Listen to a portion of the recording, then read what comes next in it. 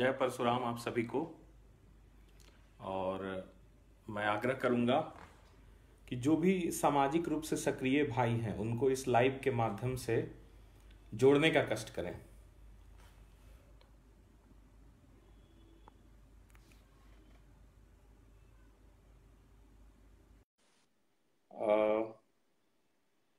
चंदन जी का भी इसमें स्वागत है। सब आप सभी भाइयों का स्वागत है। प्रणाम रोशन बाबू।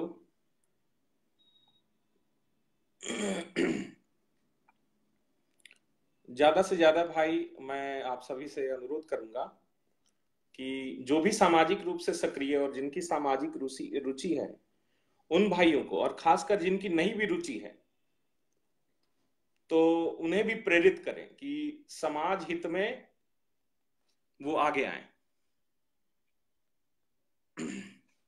जय परशुराम बिपिल जी। जय परशुराम चंदन जी। जय परशुराम बंटी पांडे जी। प्रणाम गुलशन बाबू। आपकी सक्रियता भी गुलशन बाबू बनी रहती है सोशल मीडिया पे, लेकिन मैं आपसे अनुरोध करूंगा कि कृपया एक एक सिद्धांत पर, एक लकीर पर चलें, जिससे कोई कंफ्यूजन ना हो। बढ़िया है, सब बढ़िया है गुलशन बाबू। जय भूमियान पारितोष जी, स्वागत है आपका भी। और प्रणाम प्रिंस बाबू। बिल्कुल, एक माध्यम है सोशल मीडिया के माध्यम से आप सभी भाई से हम लोग जुड़ते हैं, तो एक अच्छा अपॉर्चुनिटी है, एक अच्छा प्लेटफॉर्म है। प्रणाम मिथिलेश पांडे जी। नमस्कार राजीव रंजन जी, आपका भी स्वागत है। और मैं चाहूंगा कि जो बातें मैं रखूं, मैं अपने विवेक से, बौद्धिक क्षमता से, अपने सोच से, अपने समझ से, मैं चाहता हूं कि समाज को कुछ फायदा हो। और जो आपको सोच बढ़िया लगे, जो समाज सापेक्ष सोच है, उसको अपनाने का भी प्रयास करें और उसे और लोगों तक भी पहुंचाएं जो हम लोग काम कर रहे हैं। जय परशुराम। राम सखा ठाकुर जी, स्वागत है आपका भी। तो और भी भाई जिनको आप जोड़ सकते हैं लाइव वीडियो के माध्यम से, मैंने मुद्दे ऊपर में रख रखे हैं, उसे क्रमवार ही मैं उन्हीं मुद्दों की चर्चा करूंगा। सबसे पहले जो बात है वो, लाइव मैंने काफी कम समय के अंतराल पे 1 घंटा पहले ही इस आशय का सूचना मैं दे पाया था, लेकिन फिर भी मैं कोशिश करूंगा कि इस लाइव के माध्यम से भी जो है वो अपनी बात तो रखना जरूरी है, समय की मांग भी है। सबसे पहले जमुई कार्यक्रम के लिए भास्कर जी को बहुत बहुत बधाई। और अगर जमुई जिला ऐसा जिला है, जय परशुराम विमलेश जी आपका भी स्वागत है, कि वहां पे सामाजिक गतिविधि शायद आज के पहले भी बहुत कम हुई होंगी। जातीय राजनीति परिवेश ने हाशिए पर ला दिया। बिल्कुल चंदन जी, इससे मैं सहमत हूं। बिल्कुल हाशिए पर तो आ चुका है समाज। अब इसमें भी अगर कोई शक है, कोई शुबा है, तो ये सोचने वाली विषय विषय है। और अभी भी अगर कुछ नहीं किए आप, तो कल कुछ करने लायक भी नहीं रहेंगे, ये भी आप तय मानिए। सारे जगह से आपको एकदम चुन चुन कर बाहर किया जा रहा है, चाहे वो किसी पार्टी हो, चाहे वो सिस्टम हो, चाहे वो नौकरी हो। जय परशुराम। जय हो निशिकांत बाबू। जय परशुराम, स्वागत है शशिभूषण जी आपका भी। तो सबसे पहले जमुई कार्यक्रम के लिए मैं भास्कर जी को बधाई दूंगा। और जमुई जो है वो खास करके एक बहुत इंपॉर्टेंट क्षेत्र है। वो इसलिए भी है कि वो आरक्षित संसदीय सीट है। और जैसा कि आप लोगों ने पहले भी देखा है कि जमुई संसदीय सीट पर एक खास परिवार, पासवान परिवार का कब्जा रहा है, आज से नहीं कई दशकों से। और वही अगर आप रामविलास पासवान को देखेंगे और भूमिका को देखेंगे, जो केंद्र में भूमिका रही है, खास करके दलित जैसा जैसा जो तुष्टिकरण की नीति है, चाहे वो किसी की भी सरकार बने, सबसे बड़ी बात है कि रामविलास पासवान को समर्थन देने वाले लोग, मैं कहूंगा बिल्कुल आशुतोष क्रांति जिंदाबाद ही है, गौरव बाबू जिंदाबाद रहेगा। मैं एक बात रखना चाहूंगा कि लगभग 90 के दशक से रामविलास पासवान किसी भी सरकार, कोई भी सरकार केंद्र में बनती है उसमें मंत्री रहता है, और समाज उसके उनके पीछे इस तरह से उसके पीछे गोलबंद खड़ा है को कि वो जो मुद्दा उठाता है उससे उस पर झुकना पड़ता है केंद्र सरकार को।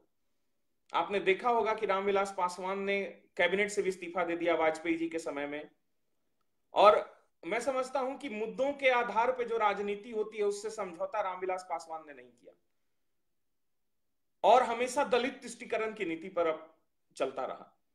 आप अगर देखेंगे कि SC/ST जो हरिजन एक्ट है उसमें जो संशोधन की मांग था या अध्यादेश की मांग है, उसको केंद्र सरकार में उठाने वाला भी यही व्यक्ति है। आज अगर 13 पॉइंट रोस्टर पे अध्यादेश आया, उस अध्यादेश को लाने में भी अगर किसी की भूमिका है तो इसी व्यक्ति की है। तो मेरा यही कहना है कि आप ही बताइए, आप ही मेरे को समझाइए कि उस परिवार को जिताने के लिए हम क्यों वोट दें। जमुई में भी हमारी संख्या बल अच्छी है, मजबूत संख्या बल है, तो उस परिवार को, उस परिवार के लोगों को मोदी जी के नाम पर, आप मोदी जी के नाम पर जितवाएंगे? मैं आपसे पूछना चाहता हूं कि वो कौन कौन सा हित ऐसी है, कौन सा आपका हित ऐसी है, मोदी जी के नाम पे उसे भी आप जितवाएंगे? है ना, एनडीए गठबंधन का हिस्सा है रामविलास पासवान और उसकी पार्टी लोजपा। तो जो व्यक्ति का नीति इस प्रकार का हो, क्या उस व्यक्ति को आप चुनकर आप संसद भेजना चाहते हैं मोदी के नाम पर? तो चाहे तो आपकी मति मारी गई है, नहीं तो आप भविष्य को अपना आधार में डाल के, कुइयां में डाल के खत्म करना चाहते हैं। आप अपना पूरा भविष्य को बर्बाद कर देना चाहते हैं। मुझे तो आपके जो रवैया है, कुछ लोगों के रवैया से मुझे तो यही लगता है। और मैं आगे कहना चाहूंगा कि इसी प्रकार जो भी आरक्षित सीट है उस पर नोटा का प्रचार होना चाहिए। हम इस थोपे हुए व्यवस्था को और थोपे हुए नियम कानून को नहीं मान सकते। हम पे तो थोपा ही जा रहा है ना कि इस संसदीय सीट पे आप खड़ा भी नहीं हो सकता है, वोटर हो सकते हैं लेकिन आप प्रतिनिधि नहीं हो सकते। और सरकार को इतनी ही प्रतिनिधित्व की चिंता है दलितों की, जो आज कहीं आगे निकल चुके हैं वो राजनीतिक रूप से, और इतनी ही प्रतिनिधित्व की चिंता है तो जैसे आप एंग्लो इंडियन को आप भेजते हैं ना राज्यसभा में, जो बैकडोर से जिसको कहते हैं, तो आप प्रतिनिधि चुनकर राष्ट्रपति के माध्यम से भेजिए। मेरा तो एकदम स्पष्ट कहना है इस पर। लेकिन इस प्रकार से षड्यंत्र, नवादा लोकसभा भी कई दशकों तक इस षड्यंत्र का शिकार रहा। यहां तक कि जहानाबाद संसदीय क्षेत्र को भी आरक्षित करने की तैयारी थी, जो नया परिसीमन हुआ है। आप किसी भी क्षेत्र के व्यक्ति जो जानकार होंगे वो आपको बता सकते हैं। तो आज हम लोग किस स्थिति में होते हैं? तो पावर आपके पास है, आप तो जैसे मन तैसे कीजिएगा। और भी कई क्षेत्रों से ये रिपोर्ट है कि उन क्षेत्रों में जहां पंचायती आरक्षण की बात है कि 10 या 15 पंचायत हैं, और उसमें जो दलित बहुल पंचायत है उनमें कोई आरक्षण नहीं है, लेकिन जो सवर्ण बोले भूमिहार बहुल पंचायत है वहां पे आप आरक्षण लगा दे रहे हैं। ये पहले भी रिपोर्ट आ चुका है। और कई, अगर आप एक बारीक अध्ययन, क्योंकि अध्ययन करने की मशीनरी सरकार के पास है, उस पर पैसा हम और आप नहीं खर्च कर सकते। प्राइवेट मनी तो हम खर्च करके कोई सर्वे नहीं करा सकते ना, कोई सर्वे एजेंसी कराती है, एजेंसी से करवा सकते हैं। तो हमारे पास तो कोई संगठन है भी नहीं जिसके माध्यम से वो सर्वे किया जा सके। अगर सर्वे करेंगे तो इस पे पीछे भी एक बहुत बड़ा षड्यंत्र निकलेगा। तो ये तो गुलामी है। हम प्रजातांत्रिक भारत में गुलाम की हैसियत से जी रहे हैं। आप समझिए कि आप क्या कर रहे हैं।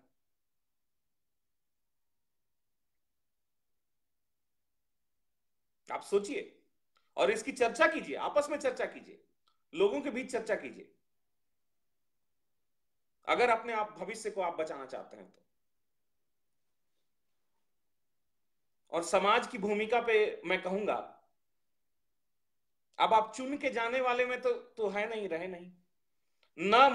आप जो भाजपा भक्ति की जो पट्टी आंख पे लगा के जो घूम रहे हैं, वो लोग भी तो नहीं चाहते हैं ना। वो लोग तो बूथ मजबूत करिएगा ना आप लोग। अब आज अगर लोकसभा में ये हाल है तो विधानसभा में क्या हाल होगा? पार्लियामेंट्री बोर्ड में सीपी ठाकुर को बैठना चाहिए था। क्यों नहीं है सीपी ठाकुर पार्लियामेंट्री बोर्ड में? हम लोग जब बोलते हैं कि राज्यपाल कम से कम उनको बनाना चाहिए था, कुछ लोग बोलते हैं वीसी बनाया ना। हम बड़ी भूमिका की बात करते हैं और अंधभक्त जो पार्टी के जो झोला ढोने के लिए अपने खुद मजबूर हैं, और हम लोग को भी वही करवाना चाहते हैं। पार्लियामेंट्री बोर्ड में सीपी ठाकुर होते तब होता हमारे साथ ये। आप मांग करते हैं? आप तो उन्हें वीसी भी शायद ना बनाए। अगर भाजपा ऐसे ही उन्हें टिकट काट के भी छोड़ देती तो आप पुराने इतिहास को आप उकेर के बोलते कि हाँ इसी में संतोष कर लो। कैसी मानसिकता आप लोग अपना चुके हैं? क्या करना चाहते हैं और क्या हम लोग से करवाना चाहते हैं? गुलामी ही करवाना चाहते हैं ना। अब पार्लियामेंट्री बोर्ड में जाके बैठा है सुशील मोदी। देखिएगा विधानसभा में क्या होगा अब आपका। अब आज भूमिहार को एक टिकट मिला है। पिछले लोकसभा में क्या स्थिति था? हमारी न राजपूत बिरादरी से कोई दुश्मनी है और नहीं नहीं उनकी उनसे हमारी कोई संख्या बल कम है। लेकिन क्या कारण है कि आज 5 उम्मीदवार भाजपा के कोटे से उतारे जा रहे हैं और आपकी स्थिति एक पर आ जाके अटकी है। उसके पीछे ये अंधभक्ति जिम्मेवार है। आप लोग आंख मूंद कर भाजपा भाजपा कर रहे हैं। यही अंधभक्ति जिम्मेवार है। यही यही सब करवा रहा है। विधानसभा में क्या होगा?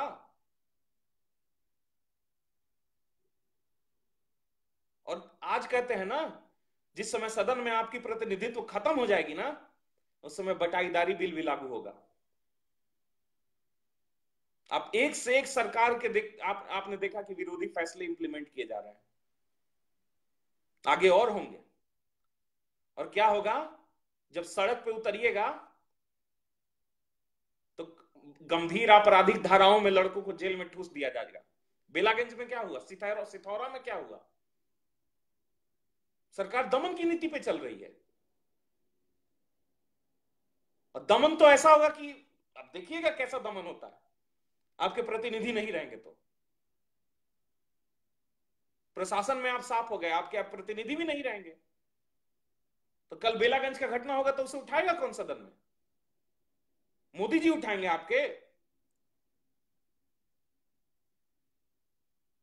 प्रशासन पे कार्रवाई, जब प्रशासन आपके साथ गलत करेगा तो उस पर कार्रवाई की बात कौन करेंगे? आपके प्रतिनिधि करेंगे ना। तो आप तो किसी को चुनना ही नहीं चाहते। मोदी जी आपके प्रतिनिधि हैं। अब मोदी जी आके बेलागंज के लिए लड़ेंगे।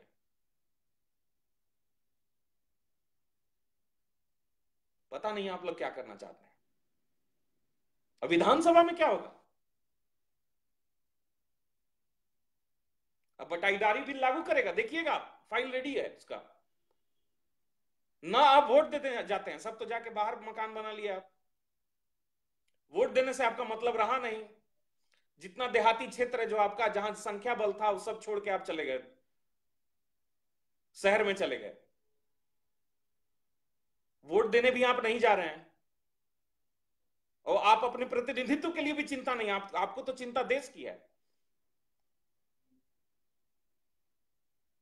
तो जितने ही बाहर में रह रहे हैं ना, दिल्ली, कलकत्ता, ढाका, उनकी जमीनें सरकार लेके जाएंगी, जब्त करेंगी उनकी। तब पता चलेगा आप लोगों की हो क्या रहा है।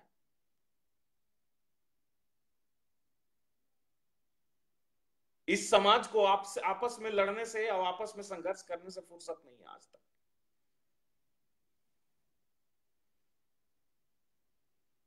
हम आपसी लड़ाई, आपसी रंजिश और आपसी प्रतिस्पर्धा, नकारात्मक प्रतिस्पर्धा के शिकार है। नकारात्मक, सकारात्मक प्रतिस्पर्धा हो तो उसका तो स्वागत होना चाहिए। लेकिन हम किसी को जान मार दे सकते हैं, कुछ भी कर सकते हैं अपने चंद फायदों के लिए। अब मैं बात करूंगा जदयू की।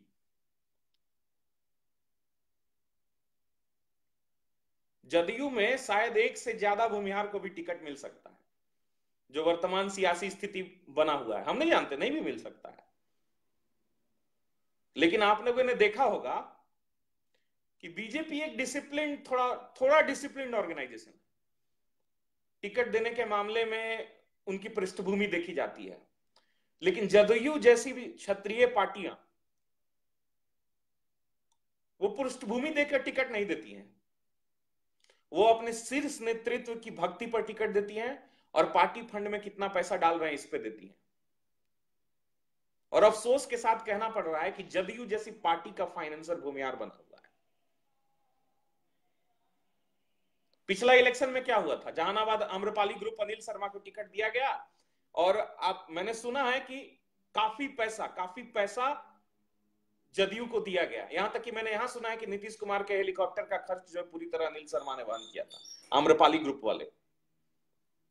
इस बार भी कुछ फाइनेंसर्स को पकड़ लिया गया है।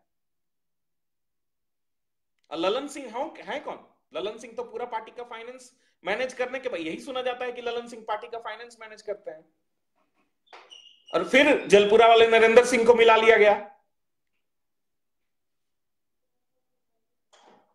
किंग महेंद्र बाबू को राज्यसभा भेजा गया जदयू से।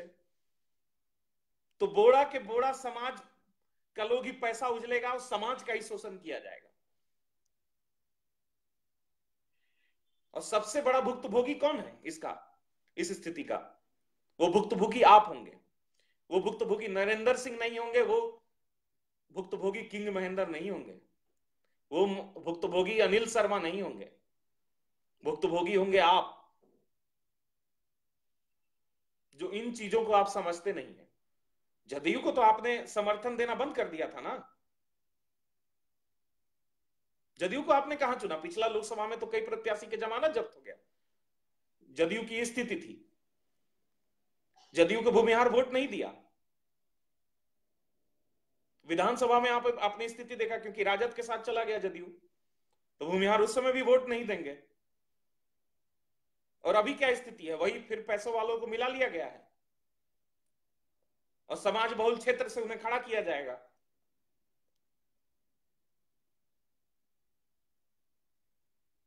आप उन्हें चुनिए जो समाज के लिए लड़ते हैं। अभी भी वक्त है। अपने निजी स्वार्थ, 10 लाख 5 लाख ठेकेदारी, अपना ऐशो आराम, अपने स्वार्थ से ऊपर उठिए। 5 को पेट्रोल पंप, जो अपना धन संपत्ति जो रचने का जो आपको आदत पड़ा हुआ है, इससे ऊपर उठिए। तो स्थिति तो बहुत विकट है। इसको मान लीजिए कि समाज के लिए आपातकाल है, इमरजेंसी है एकदम। इसको मान लीजिए कि समाज के लिए आपातकाल है। और मैं कहना चाहूंगा, जहानाबाद संसदीय सीट पर यह स्थिति है कि जदयू के टॉप लेवल में, हालांकि रामजतन बाबू का नाम कुछ लोग उछाल रहे हैं, लेकिन आप जान रहे हैं कि यही जहानाबाद था जो जगदेव को पैदा किया। जगदेव द्वार, जगदेव चौक, है ना। हम तो जगदेव को पहले नहीं जानते थे, लेकिन चौक और द्वार को सबसे पहले जाने थे। जहानाबाद से लेकर पटना तक उसी जगदेव को जिंदा करने के लिए षड्यंत्र रचा जा रहा है। और जहानाबाद से किसी कुर्मी को टिकट देने की बात की जा रही है। तो बीजेपी फिर मोदी के नाम पे आप उसके पीछे भी चल दिए। आप कुछ भी समझने को तैयार नहीं है।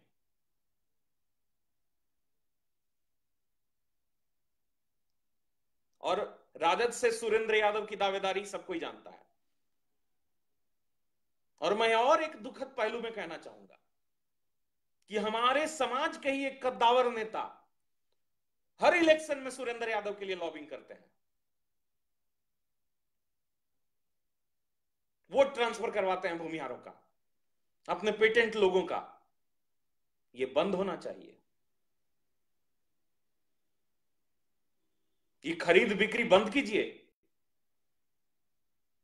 और इस क्षेत्र के हित से कोई समझौता नहीं किया जाएगा, कोई समझौता नहीं किया जाएगा। और जहानाबाद से निर्दलीय प्रत्याशी की भी संभावना रखिए। हम लोग निर्दलीय पे आएंगे अगर ये स्थिति रही तो, जो समाज के हक हुकूक की बात करे, जो मेरा आवाज बने।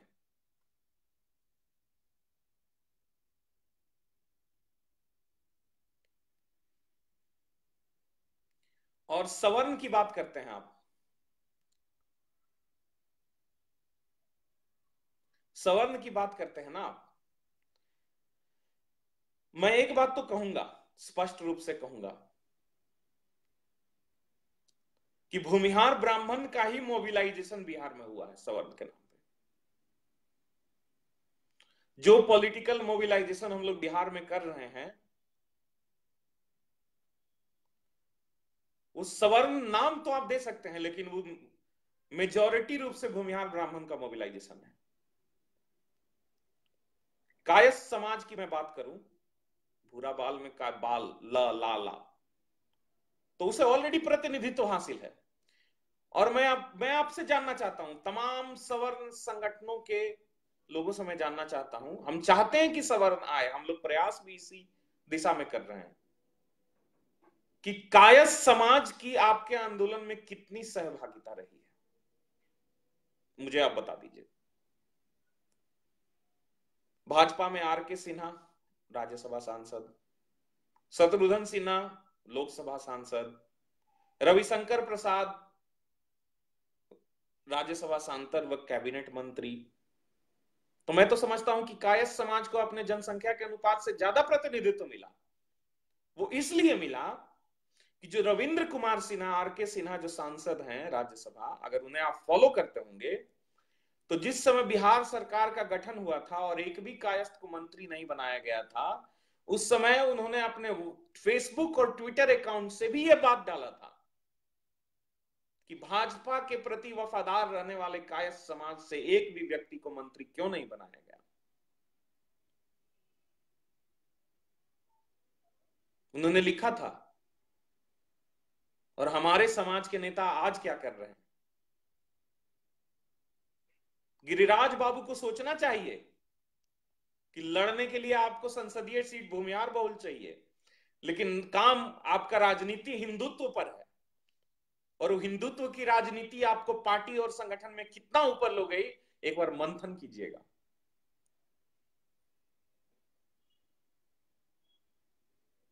आपकी राजनीति में भी चूक है, और जिससे समाज को भी भोगना पड़ेगा। आप समाज की बात नहीं करेंगे।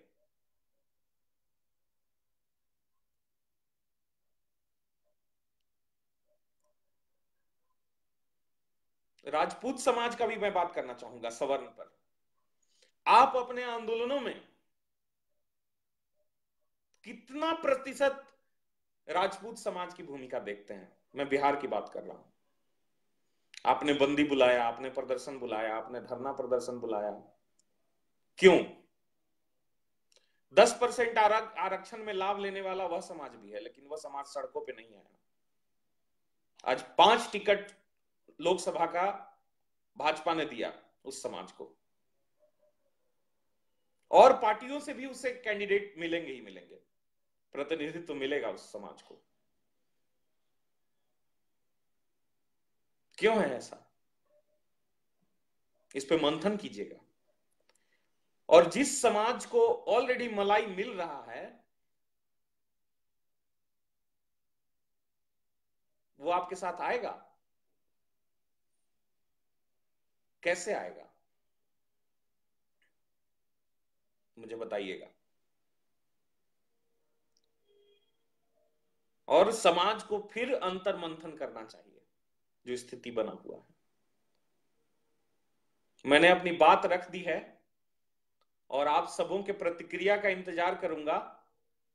जो भी भाई मुझसे जुड़े हैं, मैं उन सभी का धन्यवाद व्यक्त करता हूं। और मैं चाहता हूं, मेरी इच्छा है कि इस सोच को, समाज सापेक्ष सोच को अपनाएं और समाज हित में सोचना शुरू कर दें। आप सभी से यही अपील है। जय परशुराम। धन्यवाद।